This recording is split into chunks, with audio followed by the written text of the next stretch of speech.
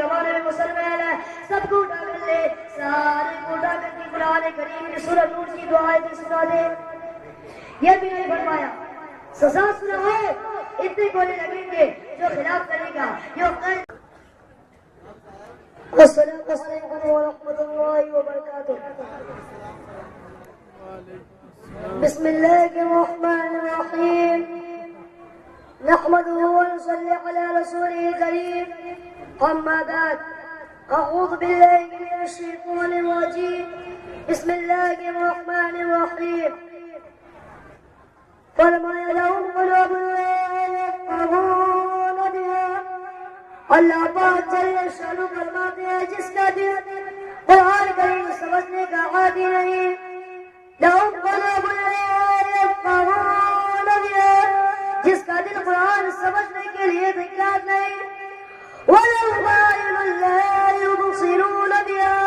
جس کا کان اللہ کا قرآن سننے کے لیے تیار نہیں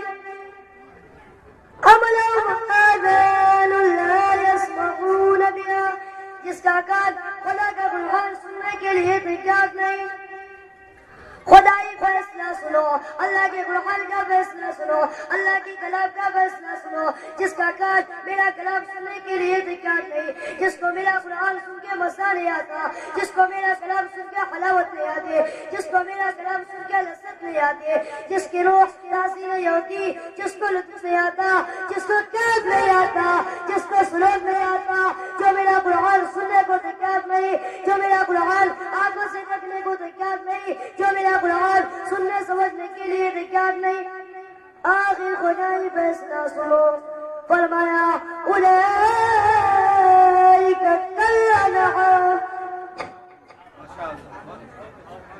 میرا فیصلہ نہیں کسی پارٹی کا فیصلہ نہیں کسی فرقے کا نہیں کسی طبقے کا نہیں کسی جماعت کا نہیں فرمایا اولئک کالانعام. پیدا کرنے والا مالک و خالق کہتا ہے مجھے اپنی کبریائی کی قسم یہ سارے جانور ہیں یہ ساری کی ساری جانور ہیں یہ درندے ہیں جو ایک دوسرے کو چیر پھاڑ کر کھاتی ہے جو ایک دوسرے کا خون پیتی ہے فرمایا بل بدل جانوروں سے بھی بدتر. کیا بات جس کے دل میں قرآن سن کر ترس نہیں جس دل میں رحم نہیں اپنے سے کمزور دل کر جس کے دل میں شفقت نہیں مہربانی کا مادہ نہیں فرمایا وہ کوئی بندہ ہے وہ تو وہ جانور ہے اور خدا کو سب دیا گیا فرمایا کرو بدل اس سے بھی بدتر.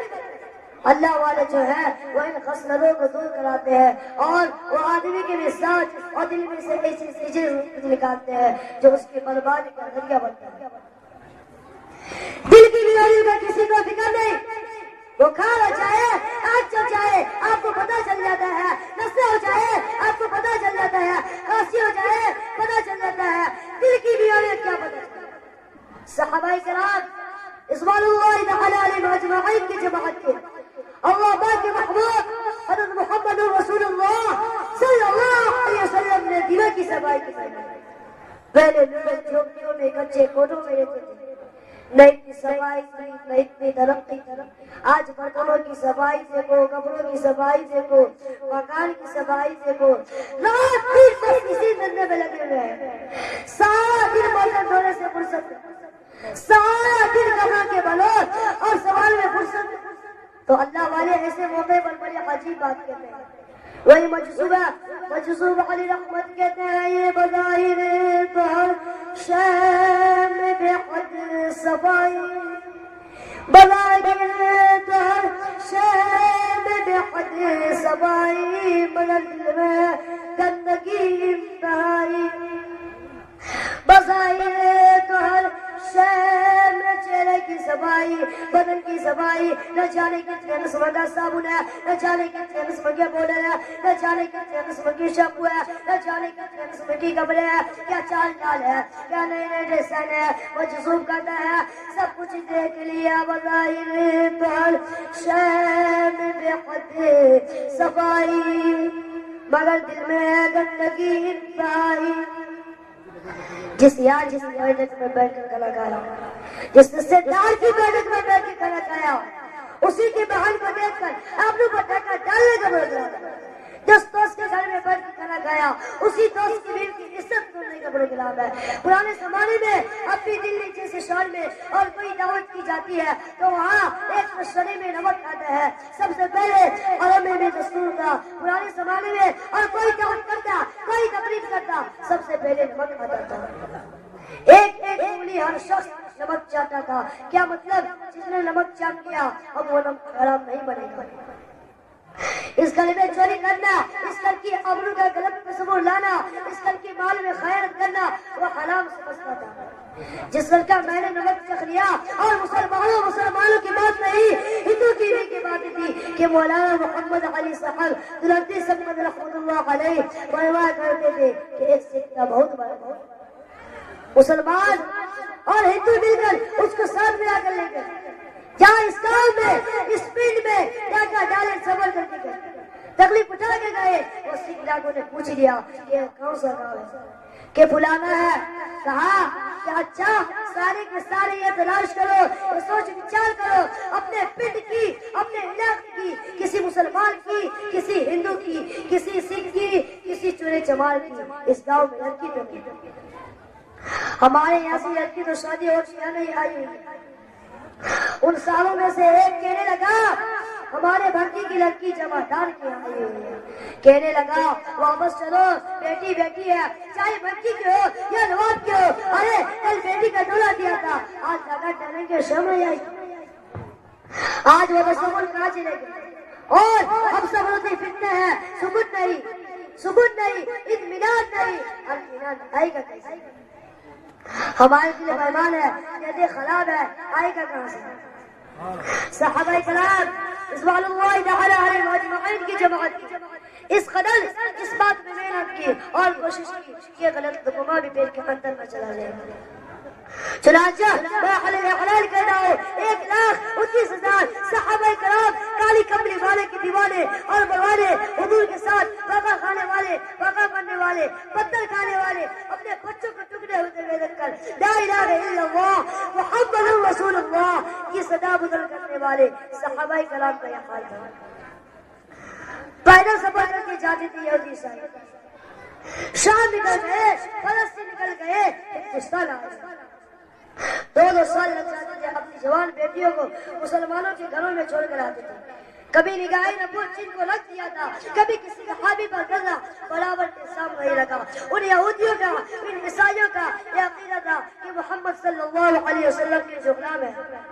ان کی نگاہ بھی پاک ہے، ان کے دل بھی پاک ہے، ان کے ارادے بھی پاک ہے، ان کے ہاتھ بھی پاک ہے۔ مصر کے گورنر نے، مصر کے جنرل کرنل نے خط لکھا کہ سیدنا مولانا عالم رضی اللہ تعالی عنہ کی خدمت میں دور خلافت ہے۔ حضرت مولانا عالم کیا خط لکھا کہ حضور صلی اللہ علیہ وسلم مجھے کافی وقت گزر گیا ہے اور بڑے علاقے میں آپ صلی اللہ علیہ وسلم کے حکم سے میں جانا ہے اور راستہ صرف ایک، اور اس راستے میں جان بچھا دیا گیا ہے۔ اب مجھے مشورہ دے میں کیا کروں، حکم دے مجھے کہ جال بچھا دیا گیا کہ ابھی پتہ چل گیا ہے عیسائیوں نے غلام بنایا، سینکڑوں لڑکیاں تلاش کر کے بڑی خوبصورت حسینہ ان کو گانے بجانے کے لیے نہیں کیا، ان کو اچھی حواسوں والی لڑکیاں ڈھونڈ کے لائے ہیں اور انہوں نے یہ پروگرام بنایا کہ جب مسلمانوں کی فوج اس گلی سے گزرے گی ان کوٹوں پر چڑھ کر گانا بجانا تاکہ ان کے دل میں بدماشی آئے، اور ان کا بے عقل کو کبھی کبھی کا یہ عقیدہ تھا کہ مسلمان کا دل فطرت میں گیا، اس کی نیت میں خدائی آئے اور یہ تباہ ہو۔ جناب اعظم رضی اللہ تعالی عنہ نے اسے یہ خط لکھا کہ وہ قرآن بنا کر تو نبی بنا کر امیر المؤمنین خلیفۃ المسلمین سیدنا فاروق اعظم رضی اللہ تعالی عنہ نے اپنے جنرل کو خط لکھا۔ اس میں لمبی چوڑی فکر کی کوئی بات نہیں، اس میں کوئی پریشانی والی بات نہیں، سارے تیری فوج میں تیری گوانے میں مسلمان ہے، سب کو اٹھا کر لے، سارے کو اٹھا کر کے قرآن کریم کی سورۃ نور کی دعائیں سنا دے۔ یہ بھی نہیں فرمایا سزا سناؤ، اتنے گولے لگیں گے، جو خلاف کرے گا، جو قید ہوگی، یہ کوٹ مارشل کر دیا جائے گا، کچھ نہیں۔ جناب فاروق اعظم رضی اللہ تعالیٰ عنہ کی رائے دیکھو، ان کے خیال میں قرآن کریم میں اتنی بڑی طاقت ہے، اتنی بڑی عظمت ہے، اتنی بڑی کرامت ہے، قرآن الہی میں اتنا بڑا شرف ہے، اللہ تعالیٰ ہم سب کو کہنے سننے سے